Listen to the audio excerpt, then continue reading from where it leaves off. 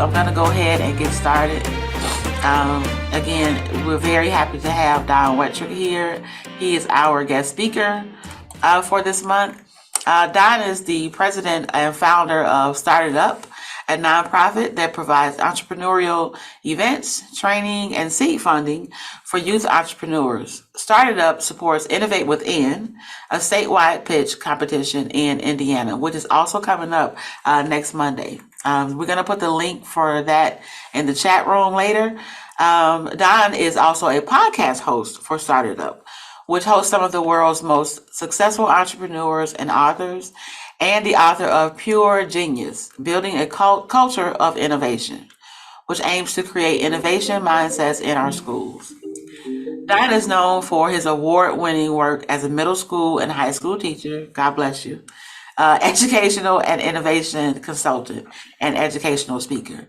So without further ado, I'm going to pass it over to my colleague, Jason Williams, and he's going to lead our fireside chat with Don. Take it away. Yeah, thanks, Makisha. And yeah, we are excited to speak with you today, Don. As Makisha mentioned, my name is Jason Williams. I'm the managing director for the Society of Innovators and Luncheon Lead. This is our virtual series to talk to leaders in several different industries, different capacities, to learn from the good work you're doing. And I think this is a great session today as we get a chance to speak with Don Wettrick. Not only, Don, your leadership and what you can kind of guide us, but also the leadership you've kind of been gleaning from youth across the state. And we look forward to learning more about Innovate WithIN and just what high school students across the great state of Indiana have been up to. It's pretty amazing what you've built. And so as we get this kicked off, this is a leadership series. So the first question we really just like to dive in with everyone is tell us your leadership journey. How did you get to where you are today? I want to press a little bit as when you say you, we say we, because seriously, Jason, I like, by the way, if this all becomes a mutual admiration society and you're like, oh my gosh, you're laying it on thick. I just want to take some time and talk to you before I begin of how much you personally gotten involved, even before we lost you from Central Indiana, and Northwest Indiana was lucky enough to grab you. Yeah, you guys in the Society of Innovators are absolutely helping us build. So innovate, leadership journey. I was a school teacher, and I think two things really happened to me. I wrote about this, and it's one of my favorite stories to tell. My dad was an educator, and the last thing I thought I was going to be was an educator, because my sister was as well. But deep down inside, the only thing I've ever really wanted to be was my dad. And meeting students, I always joke, there used to be these things called malls. And if we would go to a mall, we would run into inevitably one of my dad's students, and I would just get this sense of pride that people would say great things about my dad. And so that was part of my leadership journey. The second part is that I don't know, I was watching some TED Talks, and I was looking at some of these other leaders, and they're like, man, that makes sense. Why shouldn't I start this in school? Why shouldn't I give this a try in my class? And one thing led to another, and we launched this wacky class called Innovation and Open Source Learning, and I am standing on the shoulders of student giants. I've had some people like, well, had your students not done anything, there's nothing for you to talk about. Absolutely correct, 1,000%. So we got our students to see problems as opportunities. We'll get into more of that later, which is entrepreneurial thinking, and then let it live outside the classroom, maybe launch it to the rest of the world. And so when we started that class, kind of some other people took notice, but the journey was the students' success came, and then people were starting to go, maybe you're onto something. Let's build this out further. Yeah, that's fantastic. And as you acknowledged, I've had the opportunity and really been blessed to watch this journey, maybe not from day one, but certainly probably call it day two, getting to connect with you when you were in that high school environment and having that class really evolve into what STARTedUP Foundation is today. I guess I'm curious then, Don, from your perspective, right? I mean, you were this teacher for 20 years and obviously had the opportunity to bring some, amazing ideas into the classroom that really turned into the seeds of this organization you've built. But, 20 years as a teacher doesn't necessarily teach you about starting a nonprofit, forming partnerships with the state, hiring employees. What have you learned about yourself as you've kind of gone from teacher to, running your own organization? Trial and error, Jason. Hire people that are better and smarter than you in certain areas, and try to learn along the way. I think that the most key ingredient was that everybody on our team believes in the mission, like deeply believes in the mission. Full disclosure, one of my co-founders is a former student, and so you can't get more bought into the mission than that. But then as we've kind of grown and scaled, every person we brought along the way either was in education somehow or a part of the team somewhere in government that was focused on education. So just putting the right people in the right places and admitting what you don't know, which is a lot, but really embracing those relationships with people that might want to, like, hey man, I can help you out with that, or I see what you're struggling with there, bud, which I include you in, Jason. There's been a really great opportunities where you pulled me aside and were like, hey, this is great here, but how can we make it grow here? So building great relationships, trusting people where you can, and having them give input as often as needed. Oh, fantastic. And I want to talk about Innovate WithIN. Obviously, that's, we're in the middle of that season, and yeah, perfect. And hopefully, most people on this joining in today should know about that. If not, they will. Yeah. But STARTedUP Foundation, I know we kind of kicked this hour off with a brief kind of boilerplate introduction of what STARTedUP Foundation is. In your own words, can you give us kind of the elevator pitch and even beyond Innovate WithIN? What is it you're working on? Yeah, STARTedUP Foundation. So really, it looks like startup inside a little bit of ed, which, funny story, it was going to be Startup Ed, but somebody had bought that domain years ago and wanted $25,000 for it. So it became StartedUP because we're a startup mindset within education. But we run Innovate WithIN, as Jason was talking about. This is the state's innovation and entrepreneurship program and competition. We provide seed funding. We do not provide prizes. We want and expect for you to grow and scale what you want to build. And we also, our theme really is, you see a problem as an opportunity. We do not want a business competition of just submitting a food truck for the sake of submitting a food truck. Rather, we would see, like, why does there need to be a food truck, or what is your organization, what is your school, your town, your state struggling with? How can you provide solutions? We also have a teacher fellowship, because we just kept noticing along the way that the growth of this competition has not necessarily come from schools as the macro, but really the micro of great teachers within that school district. And so we started this to celebritize great teachers, of which you guys seem to have the lion's share in Indiana. You guys have got some unbelievably good, strong teachers there in Northwest Indiana. And then also we started an alumni association, again, off the strengths that we kept finding that a lot of these students were just thriving. So we wanted to stay engaged with them after the competition, provide them more introductions, possibly more seed funding. So that alumni association is really starting to take off. And really now, international opportunities for collaboration. We're working with a lot of other partners that are seeing what our students are doing, and then possibly teeing up some opportunities for them to take on some challenges. And then lastly, just curriculum. Part of Innovate WithIN is free curriculum, and I think that this is how we grew in inner city and rural areas. In the first 2 years of this competition, it was really dominated by schools that already had an innovation or an entrepreneurship program. But we provide curriculum to any school to get them into that mindset, and also some skill set of how to launch something, how to, get product market fit, market validation, try to grow and scale. Because we don't want students just to have this at schools that have a good entrepreneurship course. We want students across the state to be able to have this mindset, and to be able to look at a problem, break it down, and make a pitch. Yeah, no, that's awesome. And you answered, some more about Innovate WithIN. So thanks for the context. And for those, that haven't, followed it as close, just what are some of the numbers? Like how many kids participating this year? What is it, what did you start at and where are we at now? Yeah, year number one, when I was a helper, it was 100 students. And this year it was just around 2,400. The macro number though sometimes can be deceiving because we also broke it down on submissions and quality submissions, and we were way up on quality submissions, and that is to say the students turned in everything from a business model canvas and an executive summary and a 3-minute video pitch.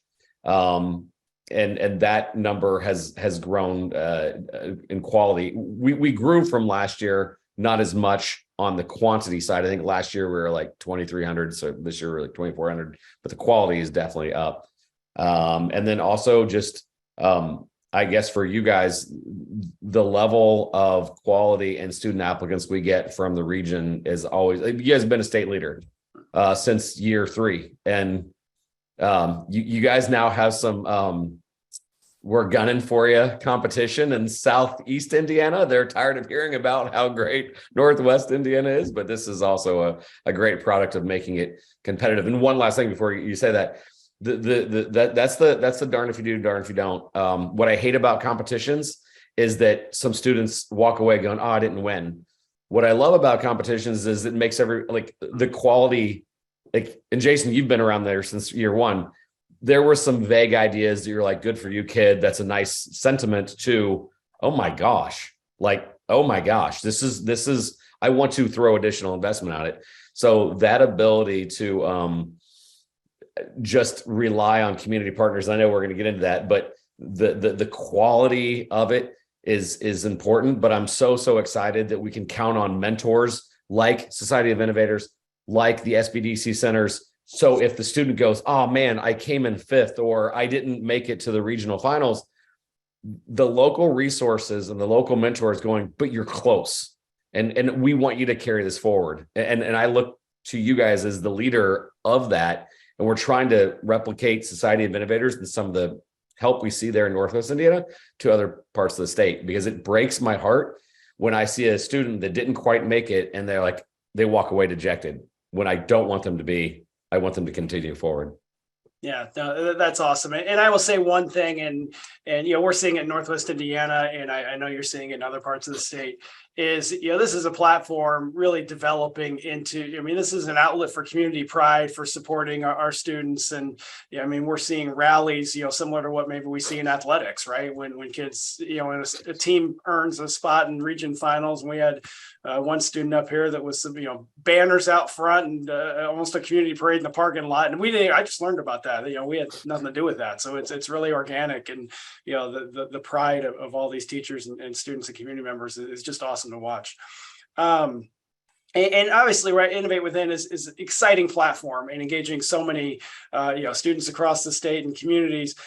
And also with STARTedUP, really that underlying foundation, though, gets back to, kind of entrepreneurial mindset, teaching entrepreneurship, goes back to the innovation you taught in the classroom.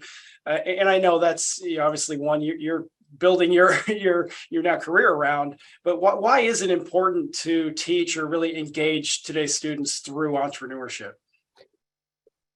Man, I like, in some ways, we're just going to use entrepreneurship as a term for the mindsets we're talking about first, without wanting to get overly emotional. We have a problem right now, and actually it goes beyond our students, and that is the constant comparison and seeing how the world is unfair and unjust through this. This is the best tool and the worst tool at the same time. It is the best tool because you can reach out to mentors, you can get validation, you can send out surveys, you can get all sorts of information, but you also have this opportunity to compare yourself against everybody.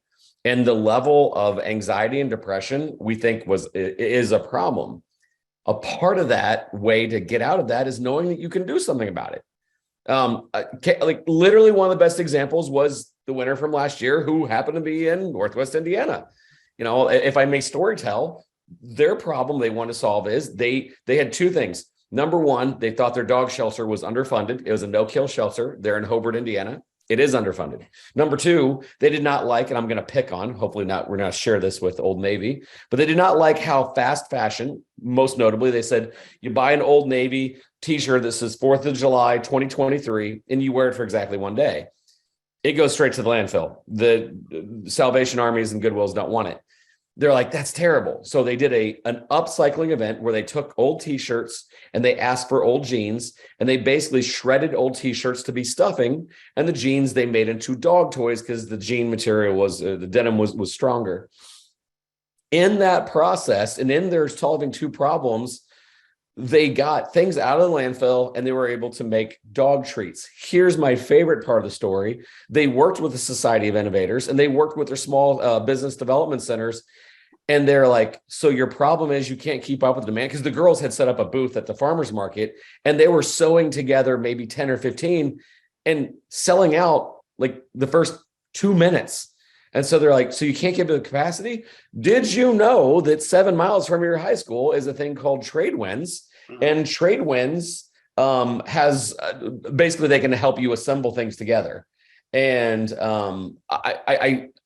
these two 15-year-old girls, by the way, freshmen won it last year.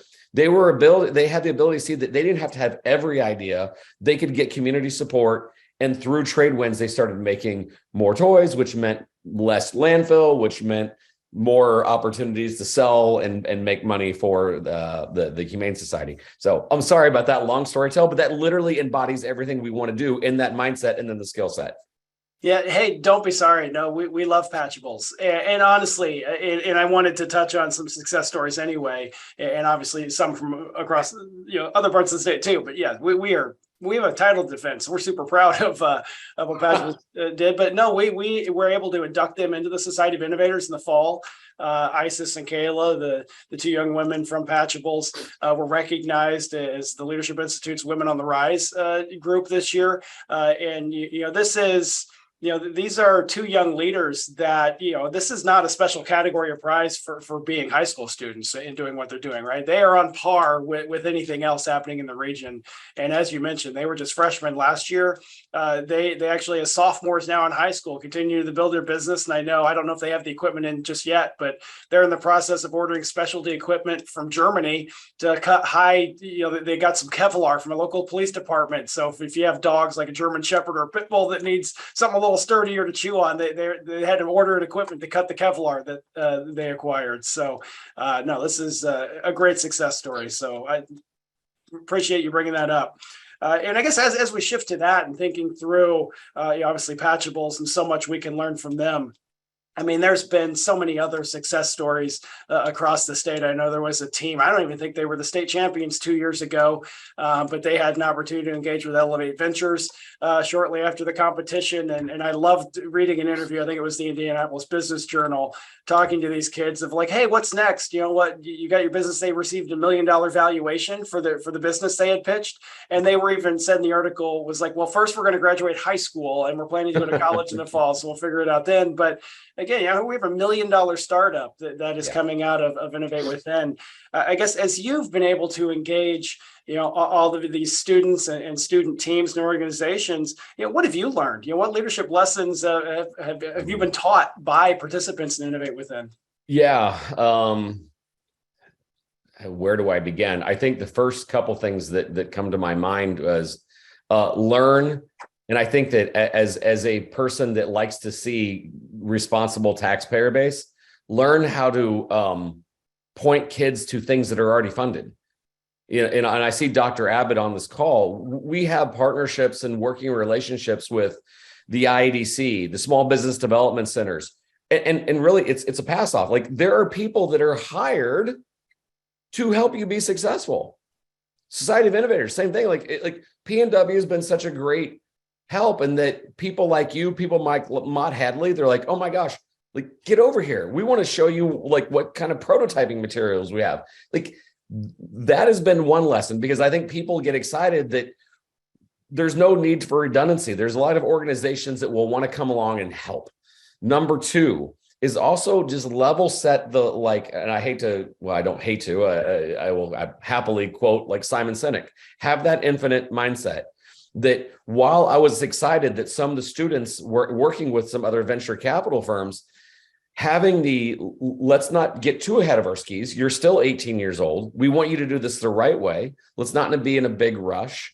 And also at the same time, give them some grace of that. You may not have made it at 18, but when some of these kids turn 25, 28, 38, their network that they have and the mentors they have to count on are things that I'm looking the most forward to. And maybe the last thing that I appreciate is that a guy that taught I really still feel like I'm a teacher. This I guess would be year 26, I think, is that I got sick and tired of losing my favorite projects and then some of my best students to Austin, Boston, New York, etc. Some of these projects that started here, I'm like, oh, don't. The ability to lead these students and then gear them to like, there's so many resources. And by the way, not attracting them to just the state, which sometimes people decode as Marion and Hamilton County, but like saying, hey, Vigo County can support all this. Lake County can support all this. And again, I'm not pandering to you guys, but that's also why the Northwest Indiana explosion has been so much easier, because the students see all the support that is right there. And I mean like deep support, not just one-off, you check your box, I had my meeting, but rolling up your sleeves and really working with the students. Yeah, no, that's great, Don. Thanks. You talked about this alumni network that's being developed now with STARTedUP, and I guess, right, it has been enough years. It's safe to say that we now have Innovate WithIN alumni and graduates that have gone off to college and now starting their careers. I guess as you have engaged with more and more young professionals that had a chance to participate in Innovate WithIN, what are some of the things you're hearing as far as, maybe it's not Innovate WithIN specifically, but on some level they had an opportunity to engage in an innovation class or an entrepreneurship program and have a project for Innovate WithIN. What are the things that they now, reflecting back, are saying this really helped prepare me for either college or careers? It's going to be cliche, and I think I've already said it once, but access to people. I always remember I was so bummed. We had such a strong class the COVID year, and all of our mentor calls were exactly that. They were Zoom calls. But I just remember the students starting to like, this is my wish list of people who I want to connect with. And we had a fairly high success rate of connecting those people. I hear from students all the time of, the fact that she got back with me proved that my idea was worthy, or the fact that I can casually bring up of, hey, I collaborated with the CEO of blah, blah, blah, and she guided me through this thing. And like automatically I'm thinking of the CEO of the Dallas Mavericks because Cynthia Marshall blew them away. But the access to building their network is probably chief among it. And ironically enough, almost every student has said, the students that have won money, the money looking back meant nothing.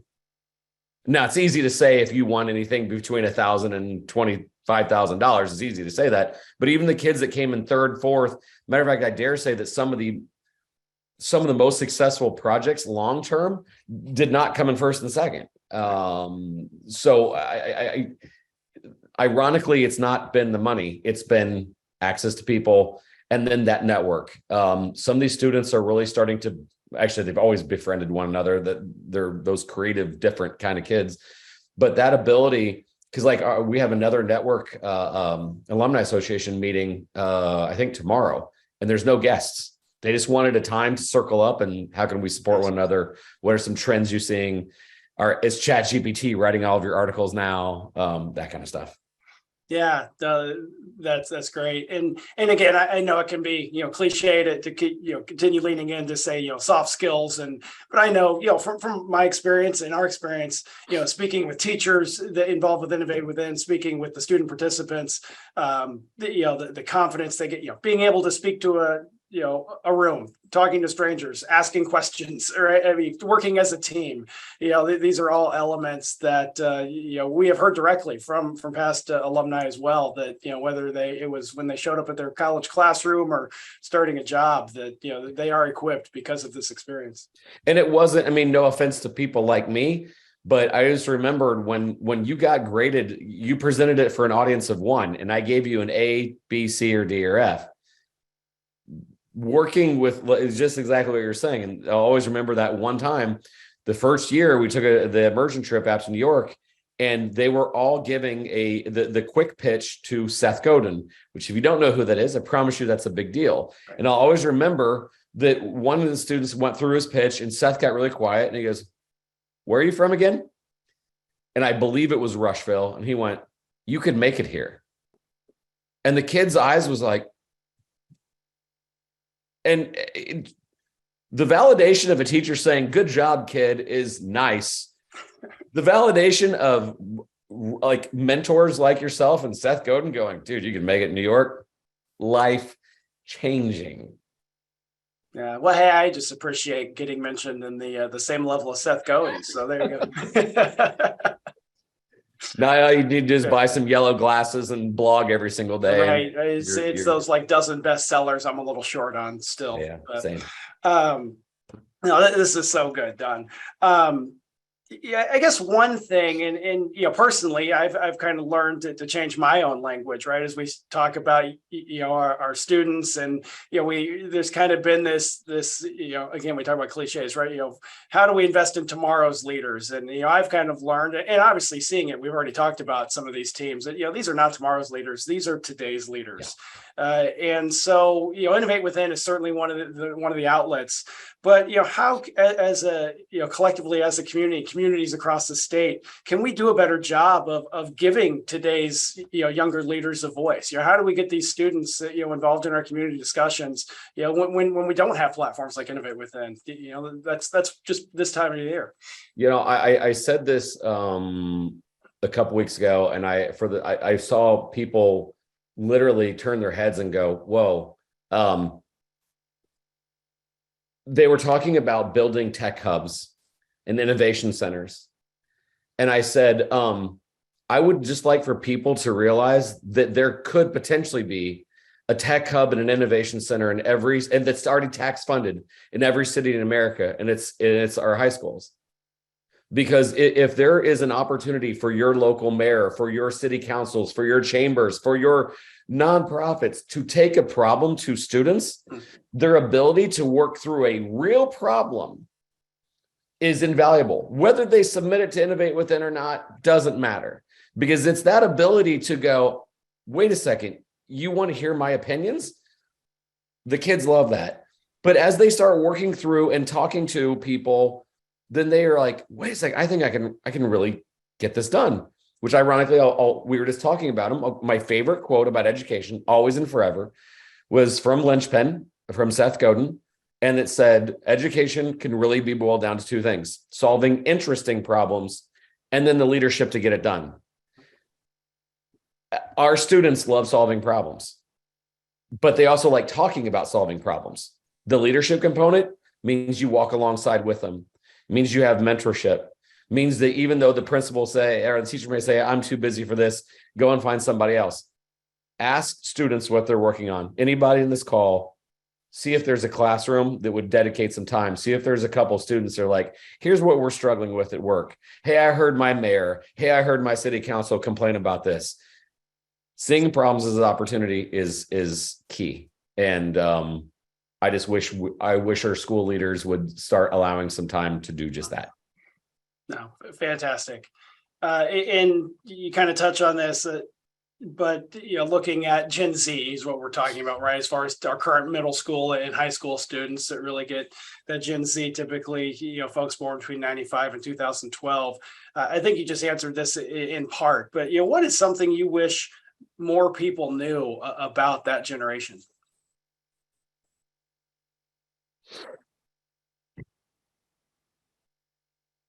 That they saw the rug getting pulled out under millennials, which is to say millennials were the first to question of, "I did everything right, and I am there's not a lot of opportunities." So I think that Gen Z is a little bit more enterprising. And by the way, I'm not dismissing that of millennials at all. That was the first generation that it really caught up with the college debt program, like problems. And, I sat quietly and was a good boy or a good girl. And then all of a sudden I woke up and I didn't have any opportunities. So I think Gen Z is a little bit more enterprising, deeply passionate, but they communicate better than we give them credit. They are, and I like, you can either see this as a positive or negative, but they are the real good social media messaging generation. Millennials, we got into taking pictures of our food, and there's a couple of haha moments at that. But Gen Z kids know how to video edit and message. And if we allow them to waller in their own depravity and be sad, that's going to be bad. If we allow them to go, awesome, what are you working on, man? They will document. I mean, how many great social changes have been led because of honestly great messaging and marketing? Right. Those kids are really good at it. And so I think that I'm going back to your last answer or question is like, also, if your own organization needs some messaging help, or you guys are trying to put the word out, ask a kid, hey, do you know much about like getting the word out on TikTok? Oh, do I? And you'll be like, holy cow. Thank you. Our last meeting had this many more, or the picnic or the farmer's market. We had growth because of your TikTok account or whatever. So anyway, I'm rambling now, but great messaging, great communication. No, that's good. Actually, very insightful. I think, thinking about because you're right. I mean, millennials are, digital only, generation. I mean, it's all they know, but you're right. I mean, that was still kind of the early stages of like you said, we're taking pictures of, for Yelp of our plate. That's interesting. I guess thinking about that, and I know you just mentioned in some of your comments, you talked about, ChatGPT and some of maybe the trending technologies that the alumni are talking about is, some of these newer technologies, whether it be AI and, ChatGPT, being a specific, aspect of that. I guess all of us, right, of all generations are kind of driven by the headlines, maybe, right? We're in this education space. We're probably more fixated on, man, everyone's going to be using ChatGPT to cheat on their tests. But, also in the background, on the other side of that, there's a lot of real opportunity there, opening up a lot of career paths that didn't even exist before. Just read about apparently prompt engineer. So if you get to learn the nuances of the platforms, and you're like actually providing specific prompts if someone needs something done in AI is now a job, apparently. Yeah. I guess, what are you seeing, through even just a lot of this year's, applications to Innovate WithIN? I guess, what are areas you're paying attention to? Where's technology going, or, industries going that this generation is really focused on? Man, that is a really awesome and complex question. I'll address number one first. Like, what are some, like, I'll address some of the tools first. I giggle when people say ChatGPT is going to allow kids to cheat. Then ask, why are you assigning what you're assigning? If you're assigning an essay only to hear back what you wanted to hear, ChatGPT, like, don't write it for you. Again, Seth Godin, solving interesting problems, leadership. Is the essay you're assigning solving a problem, or are you just parroting back words? Ironically enough, ChatGPT is a lot like a calculator. Calculators did not kill math. They allowed you to get to more advanced math by handling some of the small things. So the power of ChatGPT needs to be reframed, not as a compliance tool. Tell me about the War of 1812, more as what understandings, what insights can make us move forward, even if it is a history lesson, right? Number two, what are some of the students looking towards? I can easily tell you our number one most pitched genre was mental health help. The kids have, in no uncertain terms, say people are suffering, and it wasn't just kid-centric either. It was people need help. People need to talk. That is high on their list. I'd say higher even than the other genres we saw. I mean, obviously social justice and environment are always there at the top, but the mental health and anxiety and depression it's very on their minds, and they want answers.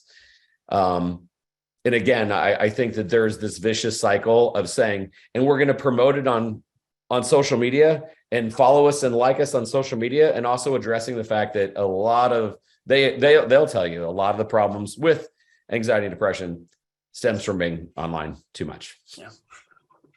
Yeah, it's catch-22 cycle. Yeah. No, yeah. Thanks for clarifying that. I wanted to make sure we had a few minutes to take some questions from everyone that was able to join us today. So I'll pause here for that. I don't see anything in the chat, unless Makisha, you've already caught anything, but happy to open the floor for a question or two from the audience if we have any. While we wait, I'll also provide Dr. Abbott on that, in the sense that we've had some people from certain areas really roll up their sleeves and saying, I'm going to help grow this region. And just want to point out the fact that Dr. Abbott is here, and I sincerely appreciate his work as well and his help. Other than that, what can I answer? What can I help with? Yes.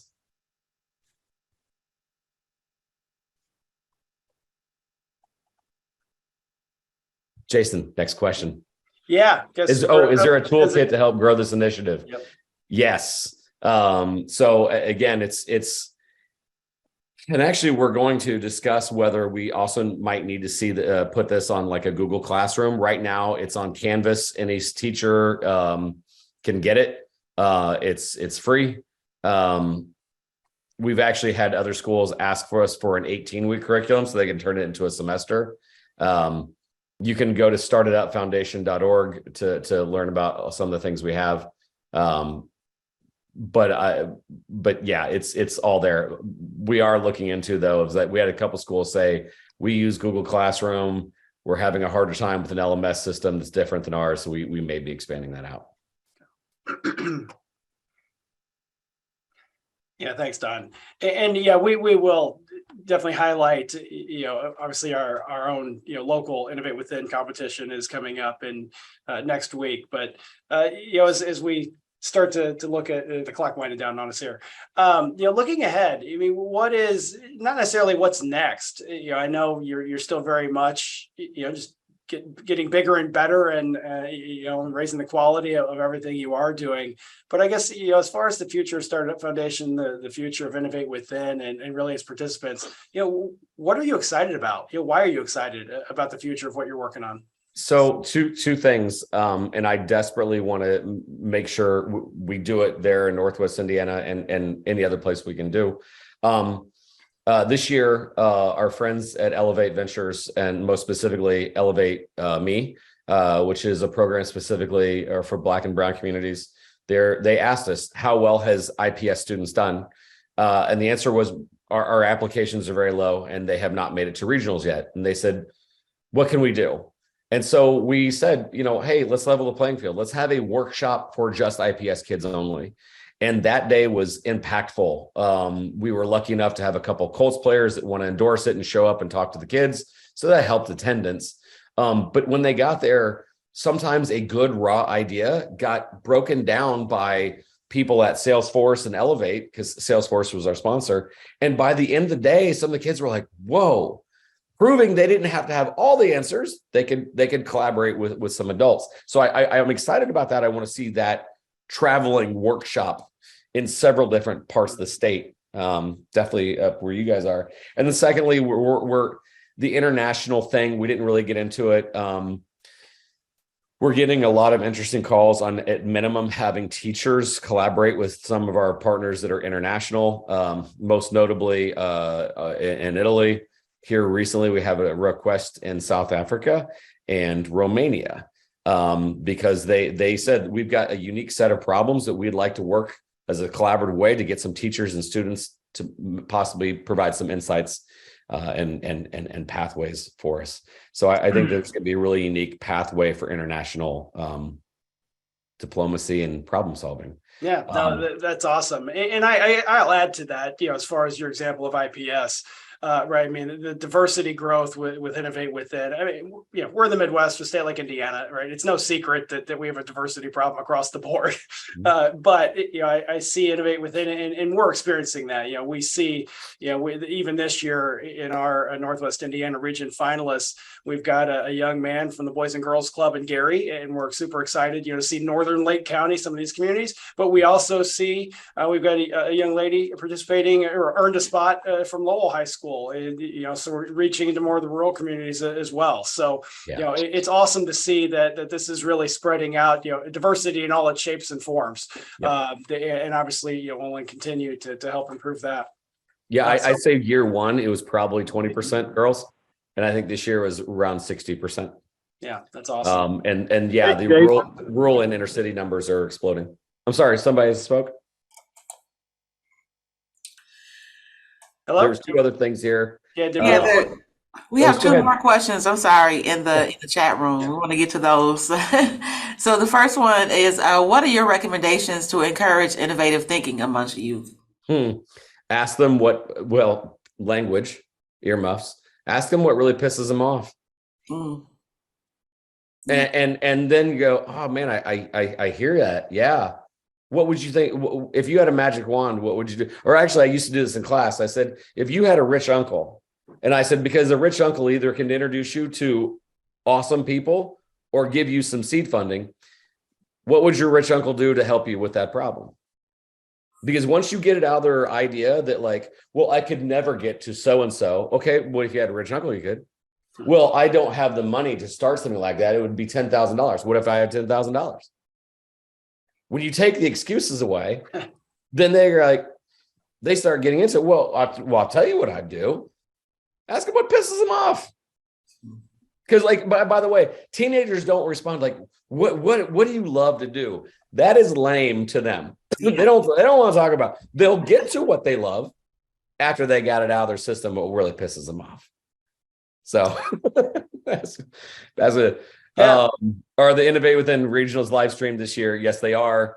We normally had it on Facebook. That has been a difficult thing, but it'll be on our website, and it'll also be on our YouTube live stream link.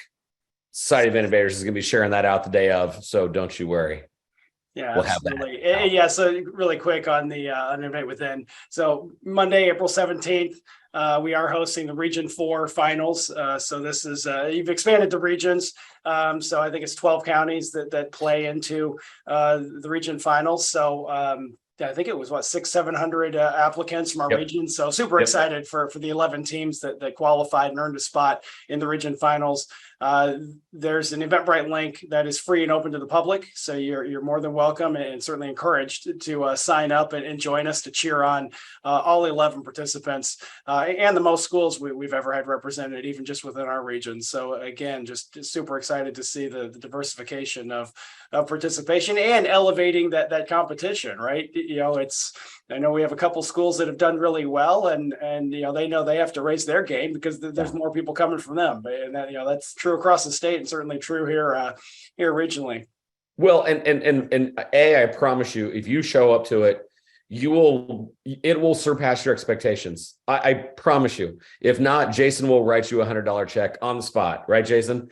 Secondly, totally true. No, but secondly, we've had so many people come, and sometimes they're like, look, that girl's closer than she thinks. And I know she didn't come in first or second, but some of these, I can't tell you how many times the people in the audience go up to some of these kids and go, you're this close, I want to help. We had in one case, this young man got acquired because of a guy in the audience, and he got bought out. And then he asked him to not go to college for 1 year as he finished his idea.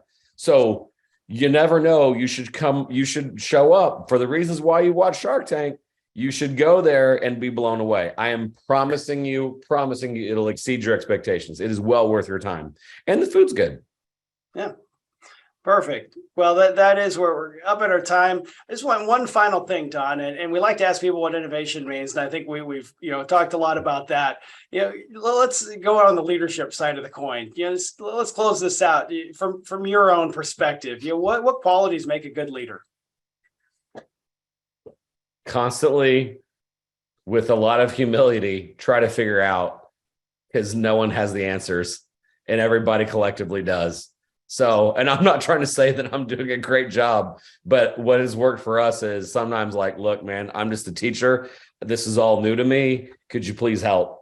And that seems to at least has gotten us this far.